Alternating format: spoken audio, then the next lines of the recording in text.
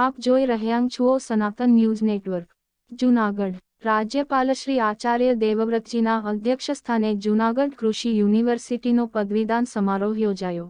વર્તમાન global warming સહિતની સમસ્યાનું નિદાન પ્રાકૃતિક કૃષિ માંગ છે। ગુજરાતમાં 9 લાખ ખેડૂતોએ અપનાવી પ્રાકૃતિક ખેતી। સરકાર હજુ પણ વ્યાપ વધારી રહી છે। પ્રાકૃતિક ખેતીથી જમીનનું ઓર્ગેનિક કાર્બન સતત વધે છે અને તેનાથી દર વર્ષે ઉત્પાદન વધે છે। કૃષિ મંત્રી શ્રી રાઘવજીભાઈ પટેલ।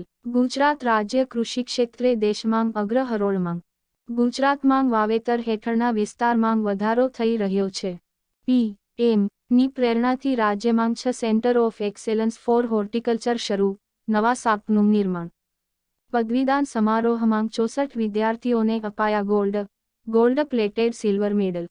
કુલ 628 વિદ્યાર્થીઓને અપાઈ ડિગ્રી।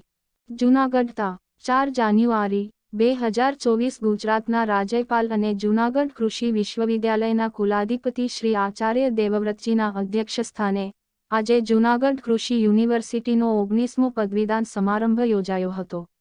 જેમાં વિવિધ વિદ્યાશાખાઓના કુલ 628 વિદ્યાર્થીઓને પદવી એનાયત કરવામાં આવી હતી।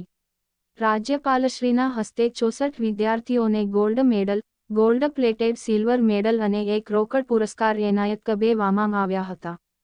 કૃષિ યુનિવર્સિટીના સરદાર પટેલ સભાગૃહ ખાતે આયોજિત સમારોહમાં રાજ્યપાલ શ્રી આચાર્ય દેવવ્રતજીએ વિદ્યાર્થીઓને શુભકામના પાઠવી હતી અને અધ્યક્ષીય પ્રવચનમાં કહ્યું હતું કે દીક્ષાંતનું ખૂબ મહત્વ છે।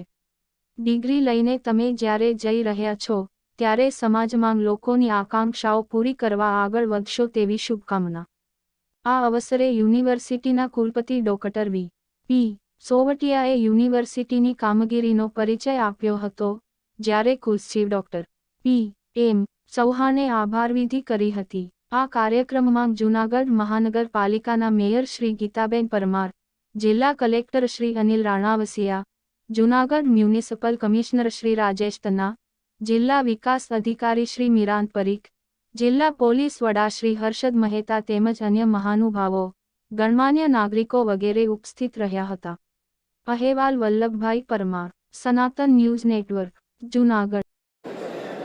अगले दिन मेरे को सूचना मिली दोपहर तक 1-1 फीट पानी जो मेरे खेत का था वो इन हड़सियों ने जो करोड़ों छिद्र बना रखे थे, सारा पानी छिद्रों से जाकर धरती माता के पेट में चला गया।